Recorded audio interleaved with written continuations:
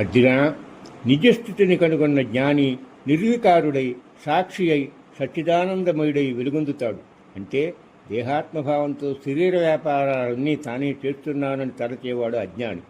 దేహాన్ని తనను వేరు చేసుకుని తనను ఆత్మస్వరూపుడుగా నిష్క్రియుడుగా చూచేవాడు జ్ఞాని అని అర్థం.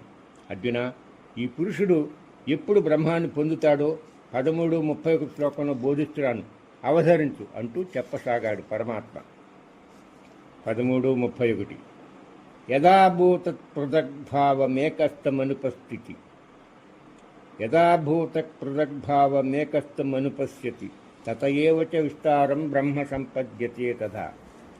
ఎవడు ఎప్పుడు ఈ నానావిధ భూత ప్రపంచానంతటినీ ఒక్కదానిలో ఉన్నదానిగాను దాని నుండి అంటే ఈ ఒక్క ఆత్మ నుండి ఈ సమస్త ప్రపంచము విస్తారము జరుగుతుందని వీక్షిస్తాడో అంటే తెలుసుకుంటాడో అప్పుడు అతడు బ్రహ్మాన్ని అంటే ఆ పరబ్రహ్మ స్వరూపాన్ని పొందుతాడు. అంటే విడివిడిగా కనిపించే ఈ ప్రాణికోట్లన్నీ ఒకే ఆత్మలో ఉన్నాయని, ఆ ఆత్మ మూలంగానే వేరువేరుగా కల్పించబడి విస్తరించాయి అనే సుసంపన్నమైన జ్ఞానంతో ఎప్పుడు మానవుడు చూడగలుగుతాడో అప్పుడే బ్రహ్మత్వాన్ని పొందగలుగుతాడని తాత్పర్యం.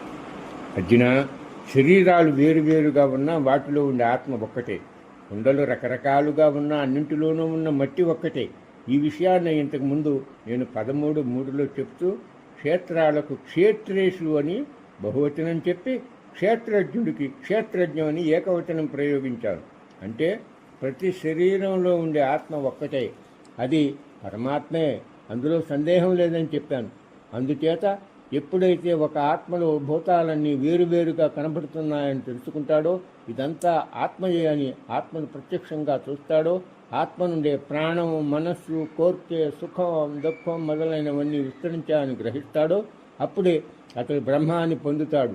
అంటే నానాత్మంలో ఏకత్వాన్ని చూడడమే మోక్ష లక్షణం అని తెలుసుకో. అర్జున, ఈ విధంగా ఆత్మ యొక్క, పురుషుడి యొక్క, క్షేత్రజ్ఞుడి యొక్క విషయాన్ని వివరంగా చెప్పిన మీదట ఆత్మ యొక్క మహిమా విశేషాన్ని 3 శ్లోకాల్లో బోధిస్తున్నాను విను అంటూ 13:32, 13:33, 13:34 శ్లోకాలకి ఉపక్రమిస్తున్నాడు శ్రీకృష్ణ పరమాత్మ. ఆ శ్లోకాలు ఒకసారి చదువుకుందాం.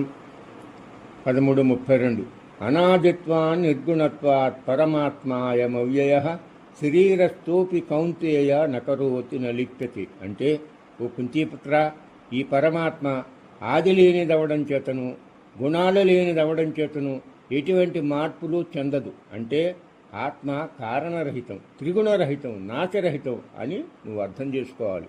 అందుచేత శరీరంలో ఉన్నా కూడా పరమాత్మ ఏమీ చేయడు, దేని చేత అంటబడు. అంటే ఆత్మకు కర్తృత్వం కానీ కర్మ ఫలలిప్తృత్వం కానీ లేవని భావం. తర్వాత శ్లోకం యథా సర్వగతం సౌక్ష్మ్యాదాకాశం నోపలిప్యతే సర్వత్రావస్థితో దేహే తథాత్మా నోపలిప్యతే.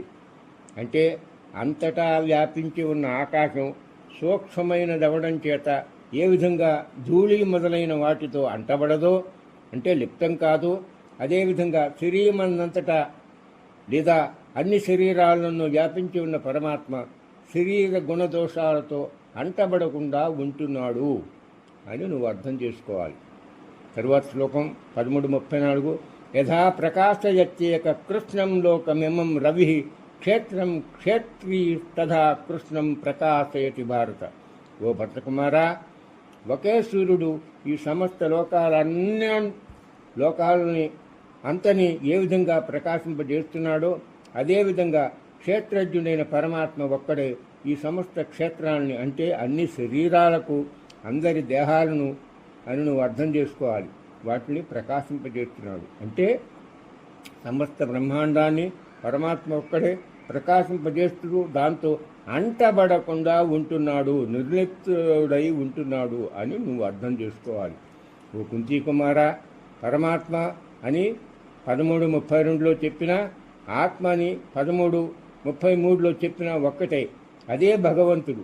ఈ ఆత్మ పరమాత్మ, పురుషుడు, క్షేత్రజ్ఞుడు అనేవి ఈ అధ్యాయంలో పర్యాయ పదాలుగా ఉపయోగించాను.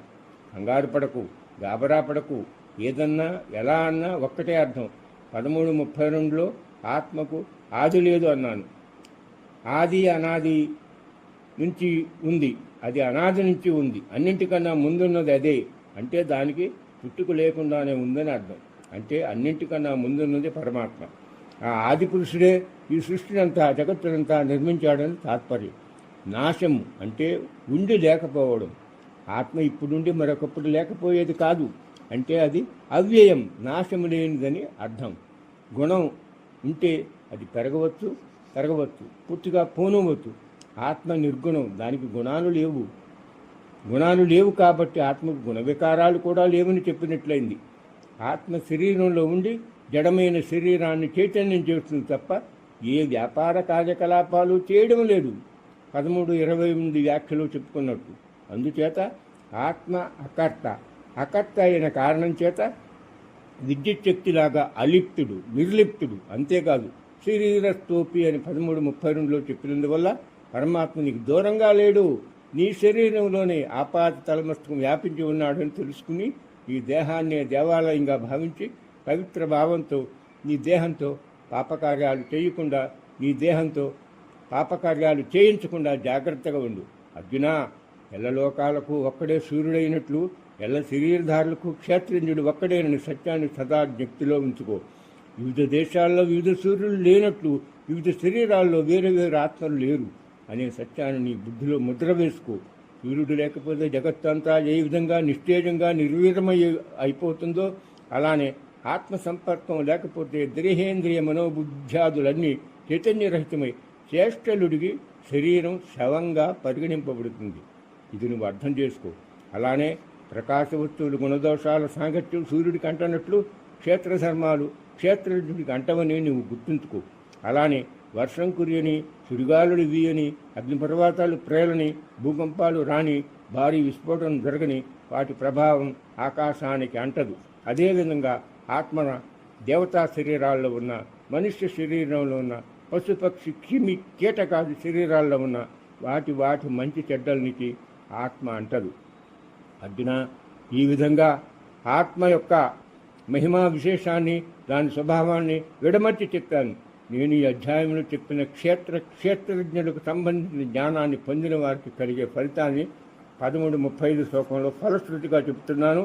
అమందానంద కందలిత హృదయాంతరంగుడువై ఆకర్ణించి మాయకు లోబడకుండా ఈ మనస్సును దైవం వైపు మళ్లించి ఈ శరీరం శిథిలం కాకముందే కళ్ళు తెరిచి కార్యోన్ముఖుడవై మోక్షఫలాన్ని అందుకో అని పరమాత్మ బోధకు ఉపక్రమించబోతున్నాడు. 13:35 శ్లోకం ఫలశ్రుతి. క్షేత్రజ్ఞయోరేవమంతరం జ్ఞానచక్షుష భూత ప్రకృతి మోక్షం చేయే విదుర్యాంతి తే పరం. ఇలా ఎవరు క్షేత్రజ్ఞుల భేదాన్ని, భూతాలకు కారణమైన ప్రకృతిని అంటే అవిద్య నుండి భావం విముక్తిని కలుగజేసే ఉపాయాన్ని జ్ఞానం అనే నేత్రంతో తెలుసుకుంటారో వాళ్ళు పరమాత్మ పదాన్ని అంటే మోక్షాన్ని పొందుతారు. అంటే ఈ విధంగా విజ్ఞాన దృష్టితో క్షేత్రజ్ఞులకు ఉన్న విభేదాన్ని, భూతజాలాలకు ప్రకృతి గుణబంధాల నుండి విమోచన విధానాన్ని ఎవరు తెలుసుకుంటారో వాళ్ళు పరమపదాన్ని అలంకరిస్తారు అని అర్థం.